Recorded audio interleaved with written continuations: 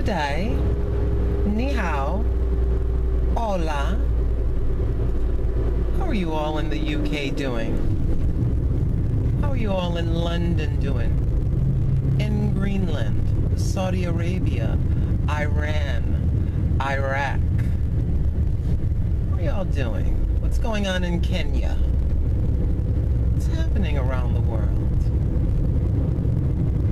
And hello, the country in which I reside, the United States of America. It's very interesting. America. Do you remember as a child, some of you who live in America, putting your hand over your heart as an itty bitty and saying the Pledge of Allegiance? Yes, the teacher would bring the flag forward and we would all put our itty bitty hands over our hearts and pledge. Yes, indeed. America is not the only country on the planet. There are several. We are known as a prosperous nation, though things are very challenging. Speaking of challenging, I contacted my eldest sister. Some of you that have been with me for a while are like, what? You did? Thought y'all didn't go along? Oh, we get along. Oh, we talk.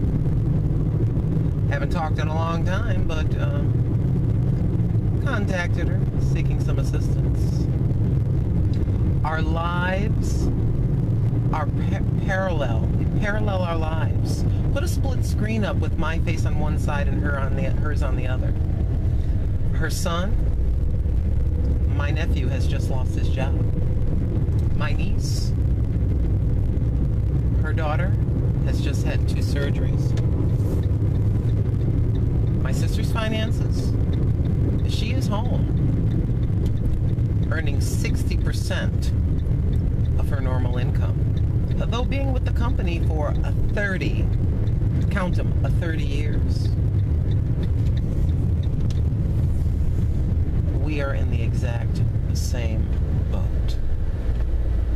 Of course, she gave me some information, different agencies to contact, of which I already know, but I did appreciate her for that. She didn't have to do that. She could have not answered. I love her. I really, really do. She will be, I think, next year she turns 60. I will be in my exact mid-50s in October.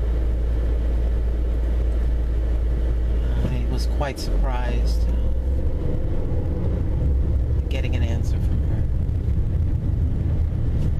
And I know that I could feel spiritually. I could feel it. I can feel her fear. She lives in a 3-story house. And because there are separate units within that house, there are 2 mortgages. So she's experiencing this with a larger income, but she's experiencing what I am. And she is ever in my prayers. My whole family is, and so are all of you. I pray for all of you. Yes, I do. So I found that to be kind of interesting. So as I'm driving around and I am thinking about all of you, just driving, I'm looking at some folks walking around with backpacks. And John, the homeless man that lived with me for 2 months, had said backpack and said, when you see a person, even though if it's a man and he's clean shaven and the woman is clean looking, their hair all together, and she has a backpack, and then you see her again, or see him again, that is a homeless person. And so as I was looking at some of these folks walking around, the devil tried to plant this thought that that's going to be you. And I said, I don't think so. I am walking and driving and working as though I am the wealthiest woman in town. You have to have that attitude. And to those that are going through the exact same thing, you have a house and you're driving your car and you're going to work, but in your belly you are scared and say that I can't relate to you. I feel you. Do you understand me? I feel you. So if I'm experiencing this, and my sister on the other side of the country is experiencing this, and let's not be selfish, people in other countries are having the same experience as we are. I think about people from other countries. I told you that. I think about the UK. I think about Africa. I think about London, Puerto Rico, Panama, South America. I think about these people. Because guess what? They're us. We're them. We may eat different food and wake up at different times and so on and so forth. But yeah, this is a ramble and ride with Miss Fab. Yes, it is. I feel like driving today. I feel like talking. Yeah, I told you when I started this thing that sometimes I would just talk to you about everyday, ordinary things. I feel like I can totally relate to many of you. No matter what your station in life, no matter what beautiful color that our Heavenly Father has rolled you in, I feel like I can relate to each and every one of you. Yes, I do. I'd like to get over a lane, but oh well, I can't right now. I'm stuck in this lane. I'll have to turn around. Don't want to go down too far. The other thing I wanted to tell you is yesterday, toward the tail end of work, yes, I returned yesterday, and they started calling several names, lots and lots of employee names over the intercom, to the break room, to the lunchroom. They returned. They have received what I received weeks ago. They have received the news of their date in which they will separate from the company.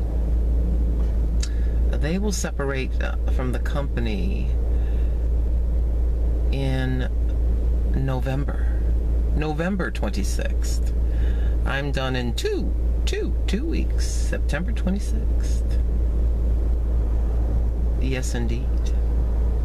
The expression that I had on my face when I received my news is the expression that was on their faces. I comforted a few people. I said, now you told me that he has me. Well, guess what? He has you too. But anyways, I digress. We're going to have to turn around.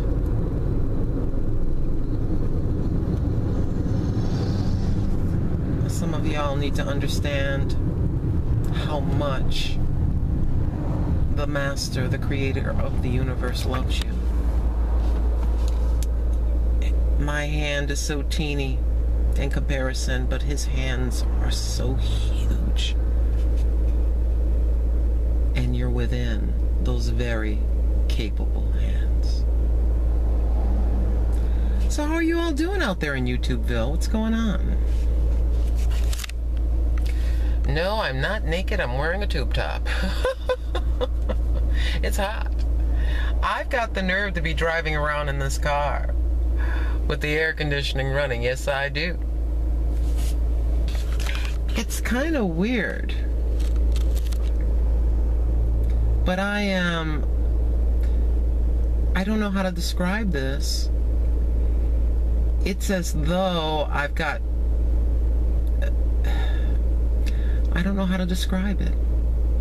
I'm living and talking and running around like my job will last until I'm 80 and I have 100 grand in the bank and my car is paid off. Do you know what I have the nerve to believe?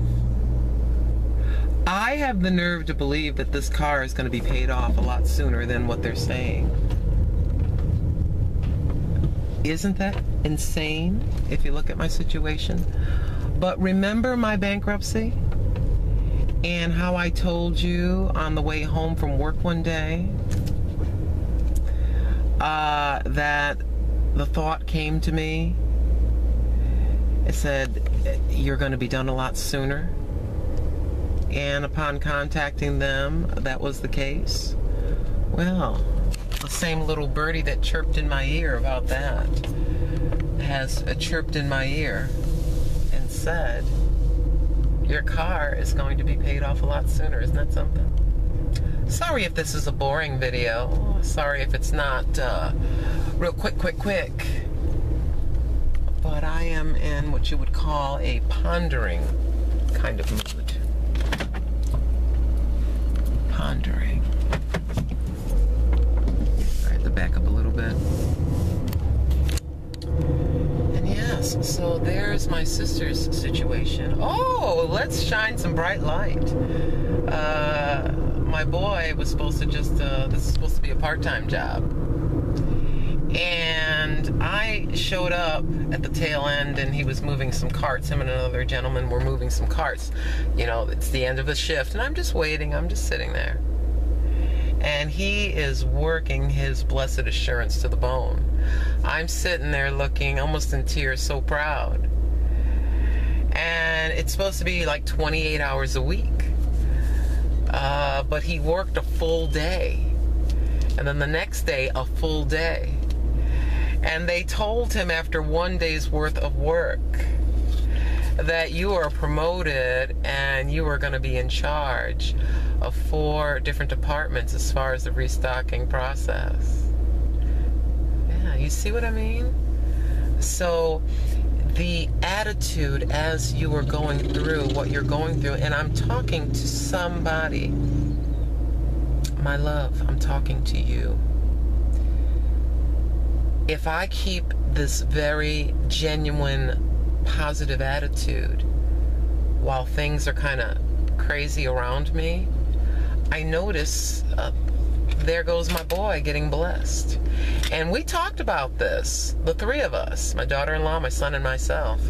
We came into agreement that we're just having this very, as best as we can, positive attitude. And that's the attitude of gratitude despite your circumstances. And that is the attitude I want you to share with me. I know you are. If you're getting a straight face within your household, if you are getting a straight face back at you with your coworkers or superiors at your job. Hold on, I got a signal. A smile. A smile. Put them into shock. Smile. So, well, yeah, I certainly do understand what you have just said. I appreciate the information. Thank you so much. And then go on about your business. Yeah. Let's pull in here.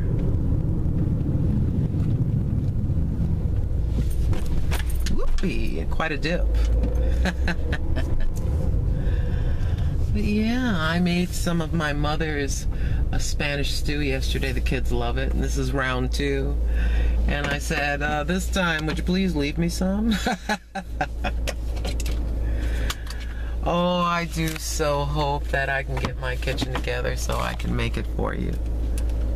It's something I like. I don't know if you'll like it, but I certainly enjoy it. And the kids gobble it up. All right. I know that this video is kind of long, but I'm in a talky-talk mood. So there, I just have to keep going. Oopsie. Sorry about that. Y'all know the I have a little button on top. Granny accidentally hits it sometimes.